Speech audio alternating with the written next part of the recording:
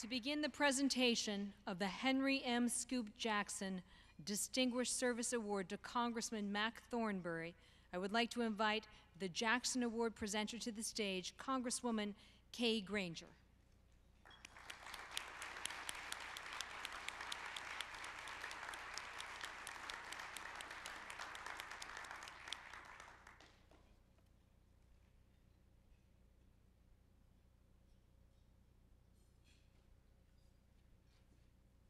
Good evening. It's my pleasure to be here this evening to present my good friend, Congressman Mac Thornberry, with JINSA's Henry M. Scoop Jackson Distinguished Service Award.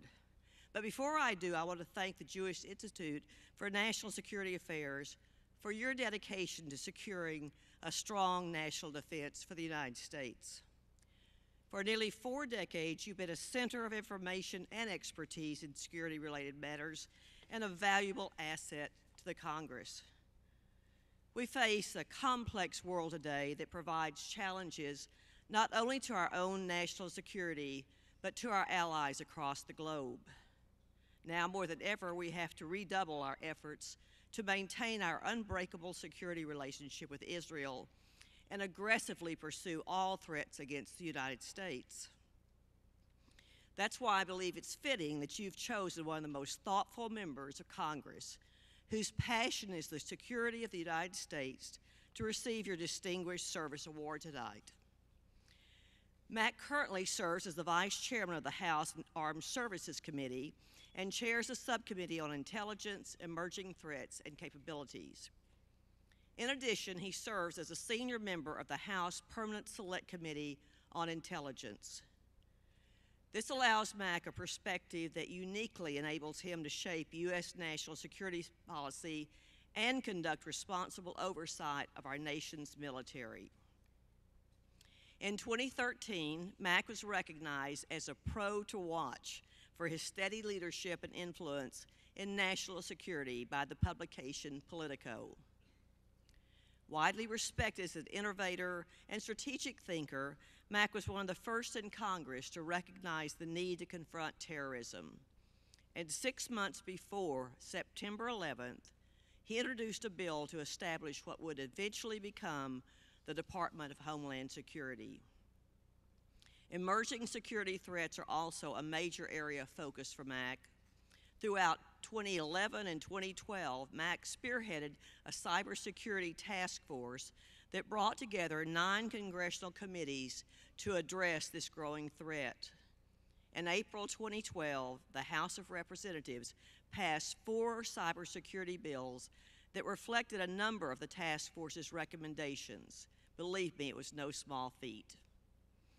It is widely recognized that cybersecurity will continue to be one of our nation's frontline security threats for the foreseeable future.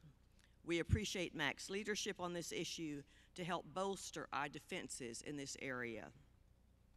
Mac has consistently been on the leading edge of critical national security issues, has been widely published on defense matters, and has appeared on all major cable and network television channels providing congressional insight on national security issues.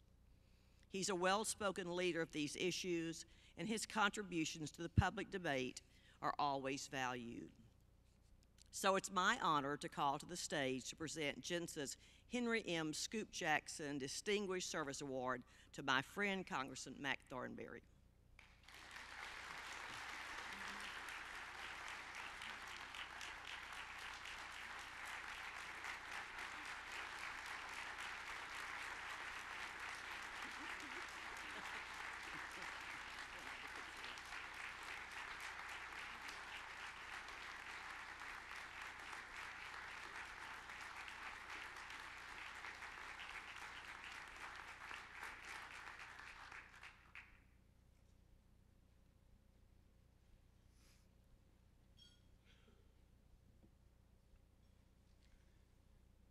Thank you, Kay, for that excessively generous introduction.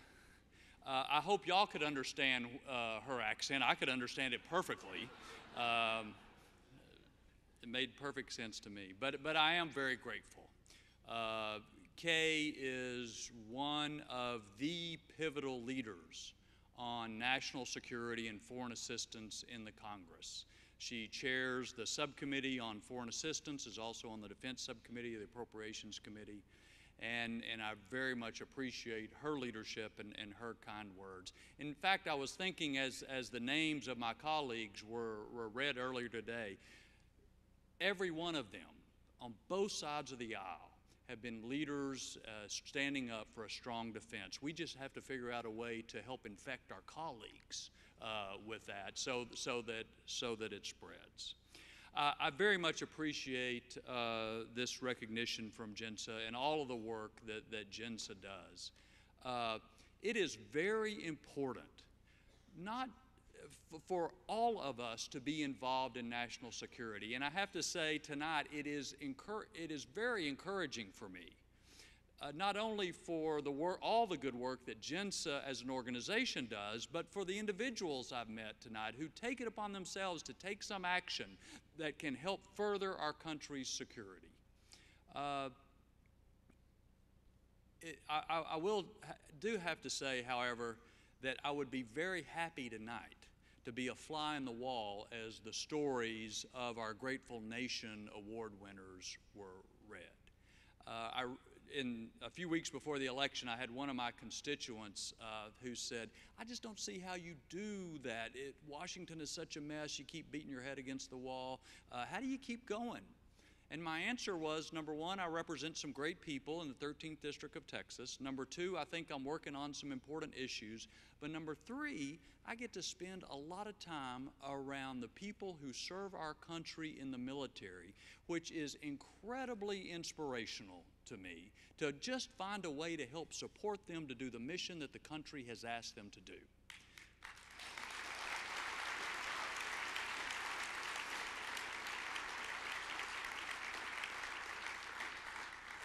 And so that's why I do this, and that's what inspires me. As Kay mentioned, and as y'all well know, we face a huge array of significant national security challenges these days. From a newly aggressive Russia to China's focusing its military power on what it sees as our Achilles heels, to outlaw nations such as North Korea, Iran, of course. Terrorism is more challenging today than it was before 9/11. And we have these new domains of warfare like cybersecurity, space control, biological threats that terrorists could use. We have a huge array, and yet we are having to face all of those threats and more, having cut the defense budget 21% since 2010. That's the number when you consider inflation, 21% cut in the country's defense budget. We can't keep doing that. We have to turn it around. I think there are two obvious pillars to our country's security. Number one is we have to be strong. And that means no more cuts in the defense budget. It also means working to reform things so we get more defense value out of the money we spend. And there's an effort with the Pentagon, the House and the Senate to try to do that right now. There is simply no substitute for military strength. A weak America means a more dangerous world. And unfortunately, our military capability, because of sequestration and a variety of things, has been on the decline. First, we have to be strong. Secondly, we have to stand by our friends. No matter how strong we are, we can't do everything on our own. And so we have to have friends. And if they're going to trust us, we have to stand by them. If we have disagreements, we can talk about it outside of the media, not in front of the media, as has been happening.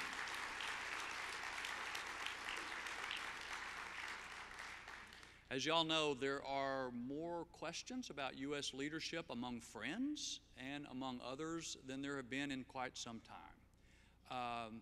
We need to do better than that, because generations of Americans who have sacrificed and generations of Americans to come are counting on us to do our job. So be strong, stand by our friends, and we can be true to both the past and our future. Thank you again.